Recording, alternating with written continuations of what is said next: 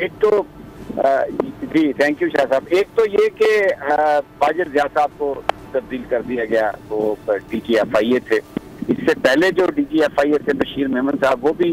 जब अपनी रिटायरमेंट को पहुंचने वाले थे तो उनको हटा दिया गया था।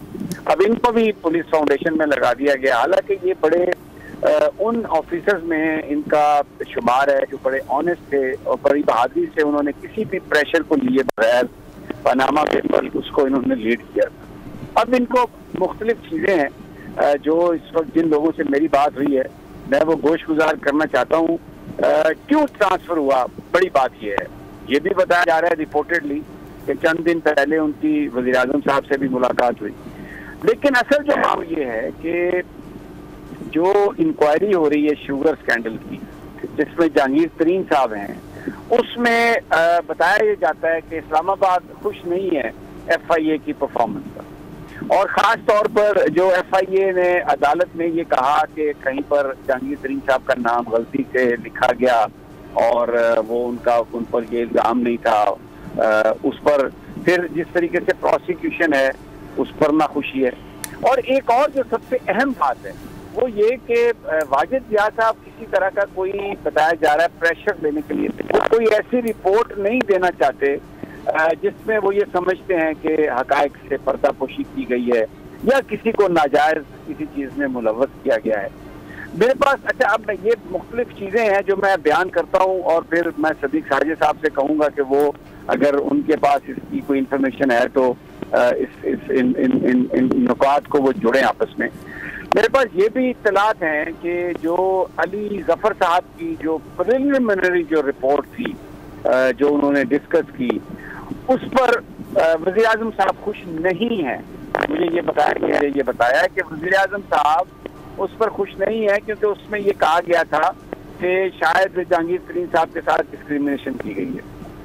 अब जो सूरत हाल है, अब वाजिद जिया साहब को तब्दील करने के बाद जो उनकी जगह पर जिन साहब को लाया गया है, जनाब अच्छे आदमी हैं, KPK के वो IG थे, लेकिन जाहिर है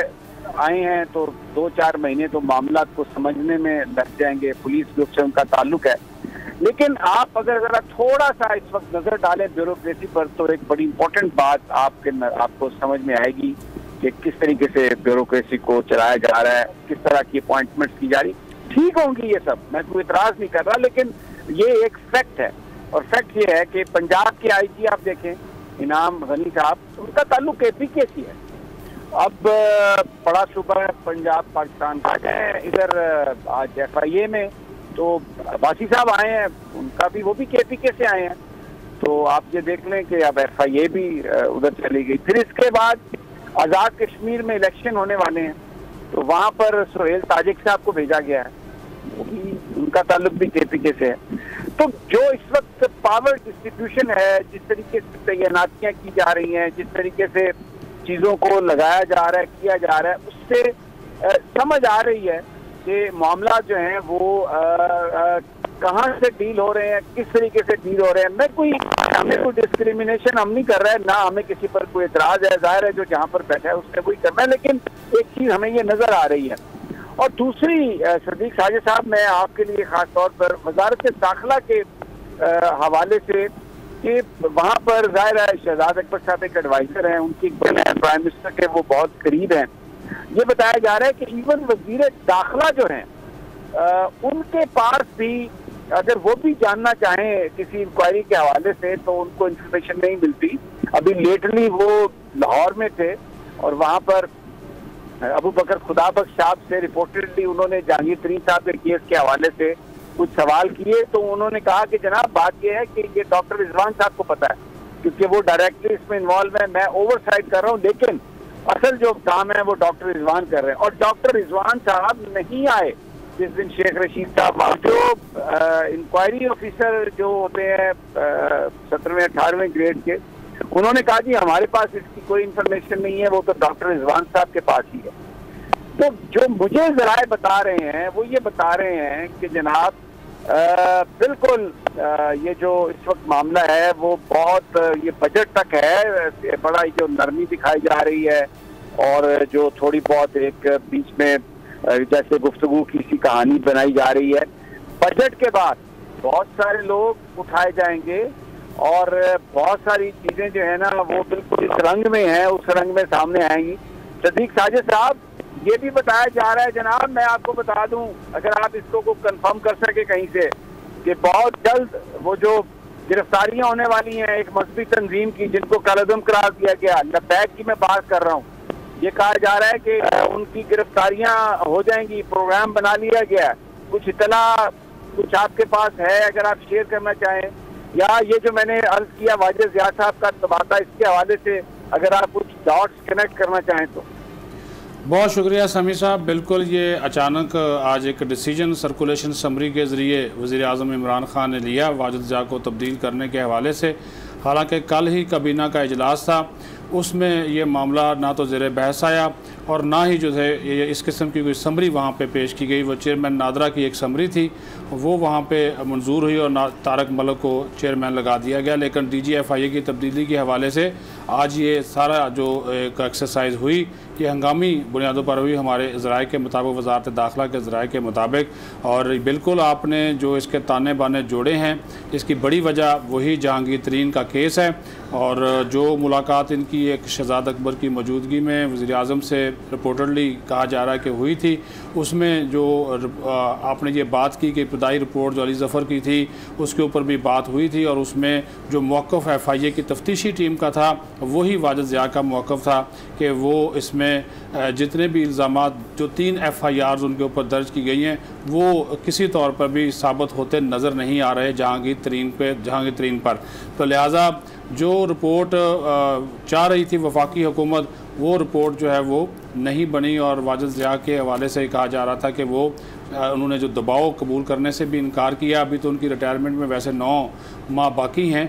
लेकिन उनको नेशनल पुलिस ब्यूरो में लगा दिया गया। तो उसी वजह से जो सनाउल्लाह अब्बासी इनको जो लाया गया ताकि ये जो जहांगीर तरीन के हवाले से जो रिपोर्ट है वो ऐसी रिपोर्ट हो जिसके बाद कोई कार्रवाई उनके ख़िलाफ़ तरीन के ख़िलाफ़ हो सके। और ये बात भी यहाँ पे वफाकी दारुल हुकूमत के हलकों में ज़ेर बहस है, जो जिसकी निशानदेही आपने की है कि जो बजट है, बजट की मंजूरी तो हो जाएगी और इसमें पीपल्स पार्टी भी जो हुकूमत का एक हल्का है उसका ये दावा है कि पीपल्स पार्टी किसी न किसी तौर पर तावन करेगी। उसके ऊपर बाद में बात कर लेते हैं। लेकिन ये आपकी बात बिल्कुल ठीक है कि बजट के बाद ये तरीन ग्रुप के शुगर स्कैंडल में मुलव्वस लोग जिनकी गिरफ्तारियों की आप बात कर रहे हैं, ये गिरफ़्तार भी हो सकते हैं। तो वाजिद ज़िया को सिर्फ क्योंकि अभी तक जो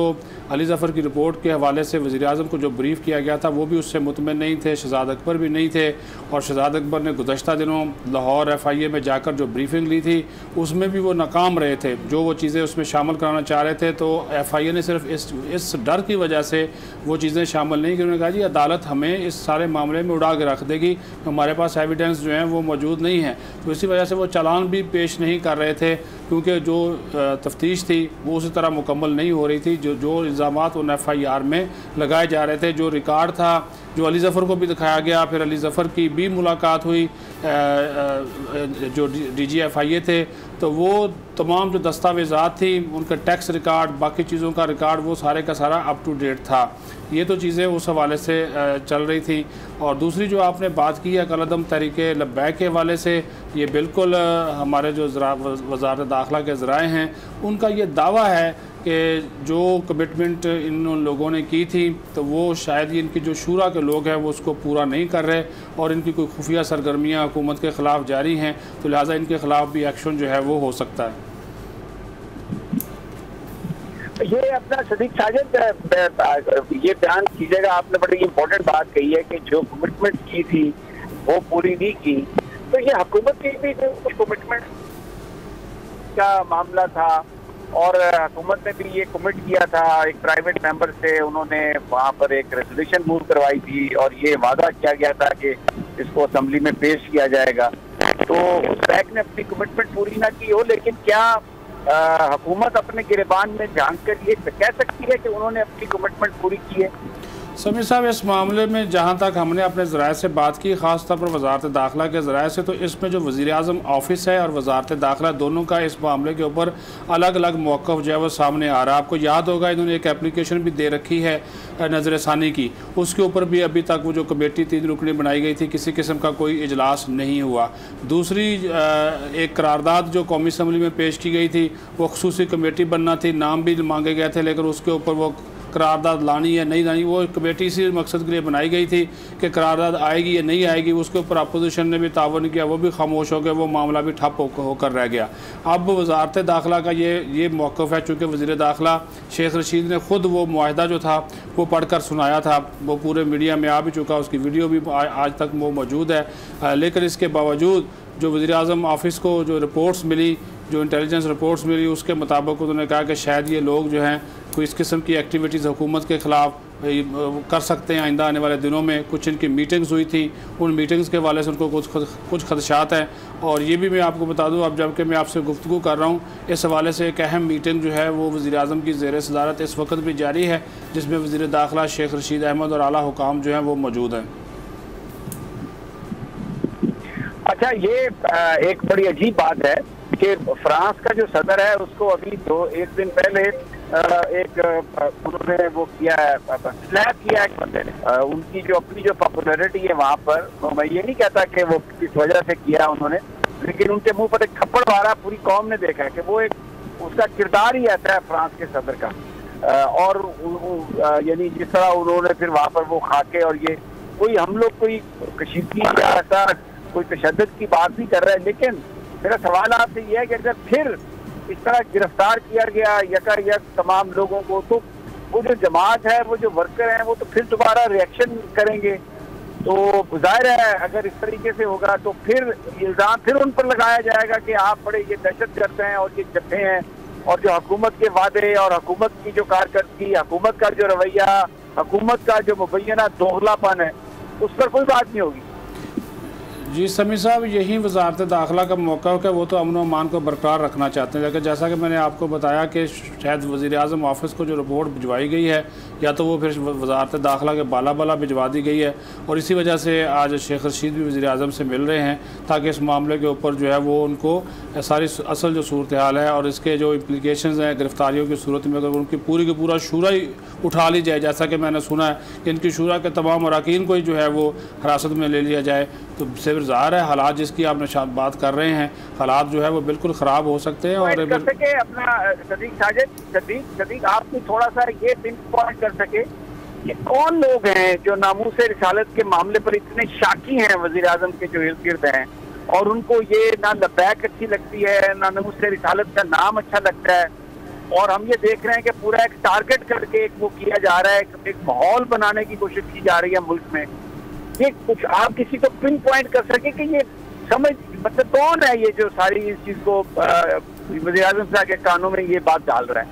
समीर साहब, पिन पॉइंट करना तो बड़ा मुश्किल होगा, फिर आपको पता है कि नोटिस भी आ जाते हैं, वो कहते हैं जी इस तरह की बात। लेकिन बात यह है कि वज़ीर आज़म ख़ुद जब कह रहे हैं कि मैं नामूस रसालत सल्लल्लाहु अलैहि वसल्लम का सबसे बड़ा अलमबरदार हूँ, इसके ऊपर कोई आँच नहीं आने दी जाएगी, लेकिन उसके बावजूद वही बात यह है कि अभी जो थोड़ी देर पहले मेरी बात हो रही थी वजारत दाखिला के एक सीनियर अहदेदार से, तो उन्होंने यही कहा कि हम वज़ीर आज़म साहब से यही गुजारिश करेंगे कि इस मामले को हम बातचीत के ज़रिए हल करें, ना कि जो है वो एक्शन लिया जाए। अब ये वज़ीर आज़म के आसपास जो लोग हैं और उन्हीं का जिक्र बार बार हो रहा होता है, ये जो ख़ास तौर पर गैर मुंतखब जो मुशीरान हैं वो इस किस्म के मशवरे देते हैं कि शायद ये लोग जो है नामूस रसालत का नारा लगाने वाले वो आपकी हुकूमत के लिए ख़तरा बन सकते हैं, कोई एहतजाजी तहरीक चलाएँगे पूरे मुल्क में। हालाँकि उनकी जानब से जो कमिटमेंट की गई थी, अभी तक आपने ख़ुद भी देखा, तहरीक के मामला को अच्छी तरीके से ख़ुद भी देख रहे हैं कि उन्होंने उसकी कोई वायलेशन नहीं की। उनकी जो शूरा के जो लोग हैं उनकी जानब से हमने कोई इस किस्म का कोई बयान भी गुज़श्ता दिनों नहीं देखा,